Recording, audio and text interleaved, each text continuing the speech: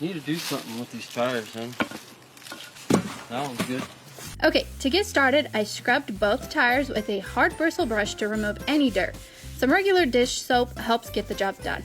While they were drying in the sun, I went on to cutting out my plywood for the center. Here's the plywood I went with. To mark my circle, I lay my tire in the center of the plywood and used a pencil to outline the inner circle of the tire. To secure the plywood to the tires, I used this stuff called liquid nails. It's an adhesive that's sold at Home Depot. We applied a thick strip of it to the tires and added the plywood circle over it. I followed the same instructions with a smaller tire. Okay, to paint the tires, I chose to go with the Rust-Oleum spray paint in the finished satin. This color is called Red Apple. The satin finish seems to actually adhere better to the tires rather than gloss. For my smaller tire, I decided to leave the top of the tire white, so I laid the leftover plywood over it and spray painted it white. If you plan on having a different color of plywood, you should probably do it before attaching it to the tire. Sometimes I totally work backwards. Okay, to make my ornament cap, I recycled a tin can. You can also use a metal bucket if you find one in the perfect size. I started by cutting my tin can in half and drilled 2 holes on both sides at the bottom of the can. Then I cut 2 long pieces of baling wire and folded them in half. Next, I stuck both ends of the baling wire through the holes and pulled it through. You should have long pieces of wire sticking out of both ends. Then take another piece of wire and shape it into a circle.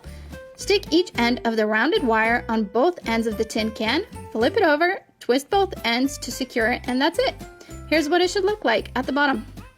To finish it off, I coated it with some silver metallic spray paint and it was ready to go on the tire. To attach it to the tire, I drilled 2 holes in the tire about 3 inches apart. Then I fed the wires that were sticking out at the bottom of the cap into the holes. I laid the tire down and twisted the 2 wires together to secure the cap to the tire, and that's it.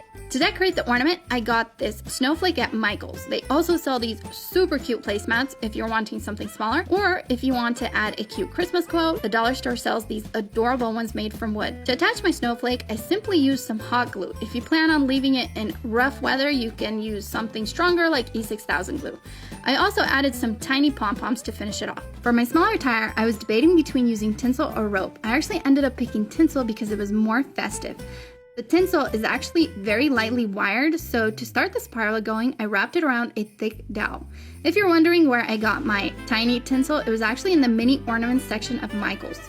To secure my tinsel to the plywood, I started by laying it out and hot gluing every other inch until I covered the whole front of the tire. You can add an ornament cap to the top, or you could do what I did and turn it into candy by adding wrappers. I decided to make the candy wrapper from recycled grocery bags. I cut the top and the bottom off of the grocery bag, then I cut off the section that had any writing on it and was left with like a long rectangle shape.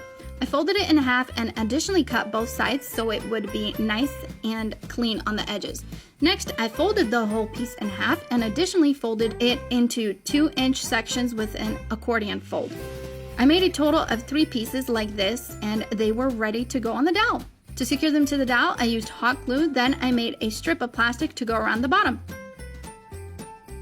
I spread out the plastic to fluff it up and trim the edges to shorten it, and that's it. Then I just hot glued them to the sides of the tire and they were ready to go in the yard. I think they look super cute with Christmas lights around them in the yard, or you can have them on your front porch or maybe even inside somewhere. You might want to leave cameras outdoors because we all know kids can't keep their hands off sweets.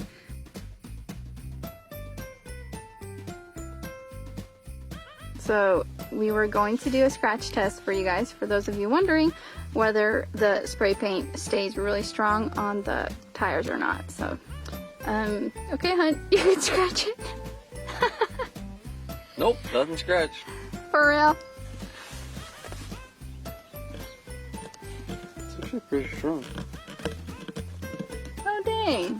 This should last a few winters. Here's the plywood I went with. To mark my circle, I lay my tire in the center of the plywood and used a pencil to outline the inner circle of the tire. Then I measured how much more I needed to add to the plywood circle. This is where I wanted the plywood to stop, so I decided to add an additional 3 inches to the circle. To do this, I removed the tire and used a ruler to add 3 inches going all around. Then I simply connected the dots to make the outer circle a solid line, and you're ready to cut. To make sure the plywood circle wasn't too big, I measured the tire and compared it to each other. Okay, now my plywood was ready to cut. I lay it on a solid surface and secured it with some clamps. making sure about 6 inches of the plywood hung off the table for cutting. So I know tools can get pricey, and I did a little bit of research for you if you're on a budget. Here's a hyper tough jigsaw sold at Walmart. It can also be found on Amazon, and from what I found, its average rating is about 4 stars. And Walmart even has it on sale for $16. Like, wow, that's a super good deal. Just keep in mind that this one is corded though. Walmart also carries this Black & Decker for $30. I hope this was helpful for those of you that don't own a jigsaw. Okay, to cut out the circle, I started at the edge and worked my way around the circle. I moved the plywood and reclamped it each time. I actually found it cut smooth if I helped hold the plywood down firmly with my other hand as well. If you're scared of using power tools, don't be. This is actually my first time ever using a jigsaw, and it cut like butter, and I actually enjoyed working with it. Okay, here's what my circle looked like once done. You can additionally sand down the edges if you'd like. So I actually didn't realize that this liquid nail stuff takes over 24 hours to dry, and I'm not sure if this had something to do with the cold weather, but I ended up having to staple the wood to the tires after I painted it. So make sure if you are going to nail it in that you slightly hold your nail gun tilted so the staples don't easily slip out. I also flipped the tire over and hammered down the staples inside to secure it even better. Anyways, thank you so much for tuning in, everyone. I hope you liked this video and found it helpful. Give me a thumbs up, and I will see you all next time. Bye!